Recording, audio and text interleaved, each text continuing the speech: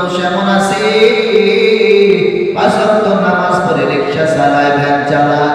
এ আল্লাহর গোলাম নবীর উম্মতের দল, হে যুবক ভাই,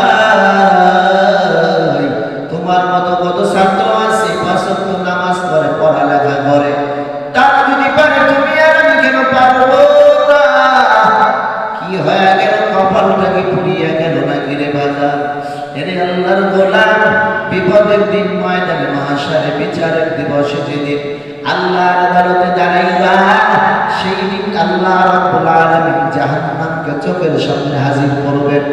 আল্লাহ ডাক দিয়ে বলে, হাযিহি জাহান্নামুল্লাতী কুনতুম তুআদুন।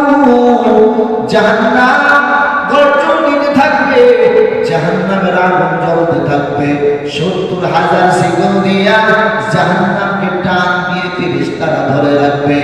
জাহান্নাম আল্লাহর কাছে বলবে, আল্লাহ, এই ময়দানে মাসের আমি বড় ক্ষুধার্ত, আমার বড় ক্ষুধা, এই নাফরমান গোলারে আমার পেটে তাড়াতাড়ি দাও। ওরে আল্লাহর গোলাম,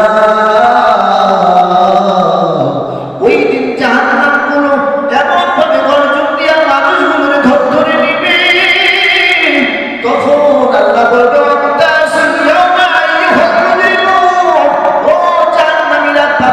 তোমরা আলাদা হয়ে যাও।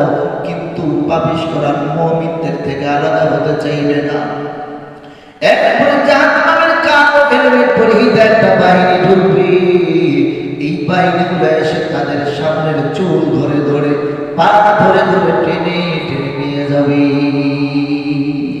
কি যে উপায় হবে